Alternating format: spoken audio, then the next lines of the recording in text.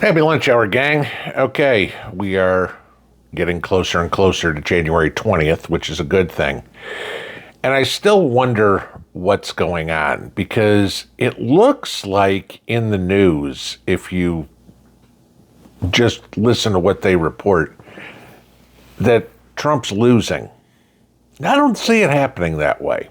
Now, we look at what's gone on here in the last couple of weeks. Matt Gaetz nominated for Attorney General, right? And he backs out. Okay? Too much distraction from what he said. Okay, the liberals all rejoiced. Hey, we got rid of him. Not that they're rejoicing over Pam Bondi because Pam Bondi, like I said, is just as much of a bulldog as Gaetz was. But the latest target now is Pete Hegseth as Secretary of Defense. And I love how all these people are calling him unqualified, even though a couple of tours in Iraq and Afghanistan, Bronze Stars, Combat Infantryman Badge. Yeah, okay. Remind me again how much transportation experience that Pete Buttigieg had. Pothole Pete, right? Couldn't figure out how to fix the potholes in South Bend, Indiana, yet we'll put this guy in charge of airports, highways, and the rail system. Got it. Okay. But so now they're going after Pete Hegseth. And this morning we get the latest lies coming out of NBC saying, of course, they are confidential sources, right? People will not say who they are. Oh, Hegseth shows up to the TV channel, drunk or hungover. Of course, you had, I think it was 19 co-workers say that's never happened, and they're all willing to go on the record. It's kind of funny. But so this is what is going on. You've got the Democrats and the RINOs that are trying to sabotage Trump's cabinet. And you've had 6 now RINO senators say that they're considering not supporting Pete Hegseth, right? Mitch McConnell, RINO. Lindsey Graham, warmongering RINO. Lisa Murkowski, Democrat. Susan Collins, Democrat. John Thune, the Speaker, and John Curtis are all like, we're not going to do this. Now I'm going to float one out there for you. Maybe you guys think about this. You know who these people want to be Secretary of Defense? Joni Ernst. Okay. Joni Ernst is a veteran, right? Senator from Iowa, and a warmonger. Now, she has no business there. But they're going to try to push her through, hey, we need to keep sending money to Zelensky. We need to keep the military-industrial complex going. We need to keep laundering money. Okay.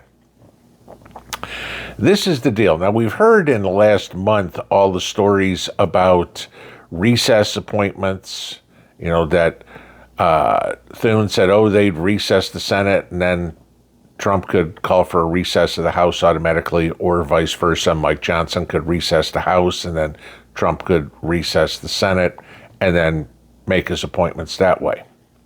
That's still a possibility. We'll see, okay? But there's some backroom wheeling and dealing back there that, John Thune being one of the RINO senators, and now the Senate Majority Leader, that he's going to try to get something. Like, okay, we'll let you do this, but you're going to need to change this for us. Right? There's a little problem, and I think this is the ace that Trump might have up his sleeve, and that is J.D. Vance. Now, everybody knows that the vice president is the president of the Senate. Okay? It's a non-voting position unless there's a tie. And Kamala Harris set the record for most tie-breaking votes ever by a vice president. But Kamala Harris, we all know, didn't do anything as vice president. She just kind of collected a paycheck for 4 years, and every once in a while she'd show up and go, I just agree with whatever Chuck Schumer said, and okay, the Democrat wishes pass.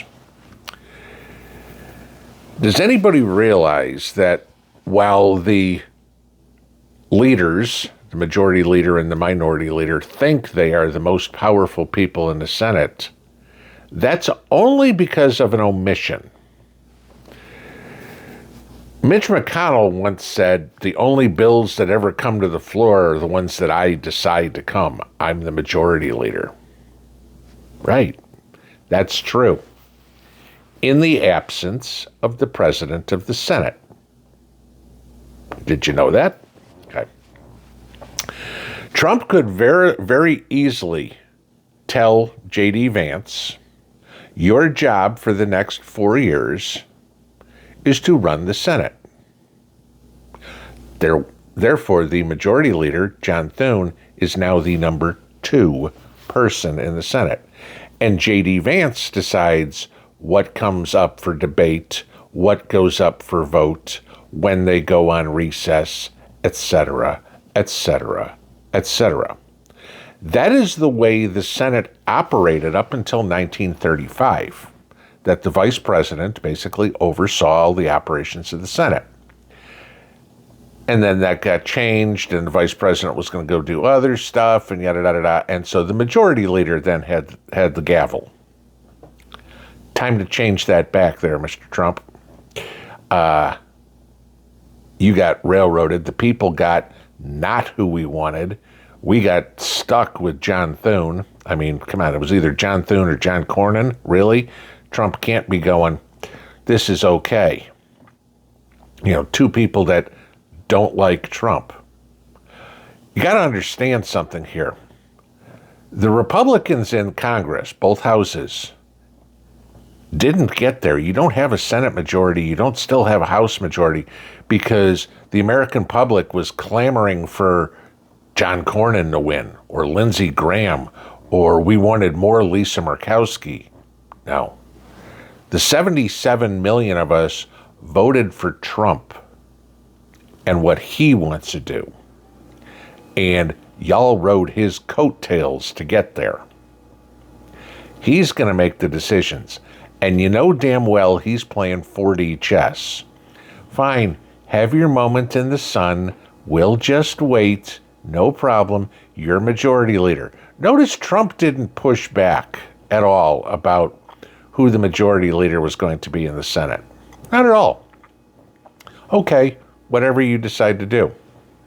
I'm hoping it's because he's sitting there going, yep, because on January 20th, as soon as I take my hand off the Bible, I'm going to look over to JD and say, your office is down the street. You'll be sitting there in the main chair. Okay.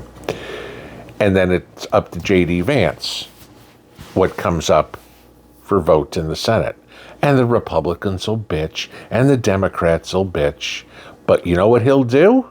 Or what he could very possibly do? Start getting stuff on the docket that's going to expose who all these RINOs are. Mitch McConnell hasn't announced he's running again. I mean, Christ, he's older than dirt as is. Be lucky he survives the rest of his term. Lindsey Graham needs to be tossed out on his gay ass. Okay. Lisa Murkowski and Susan Collins, they are the walking example of why ranked choice voting does not work. Alaska and Maine, you guys need to fix that. Okay. John Thune, John Curtis, they need to be tossed too. Mike Johnson in the House needs to find a new speaker. Trump may have won, but just because there's somebody with an R behind their name does not mean they are a conservative. Those 6 for certain are not, okay?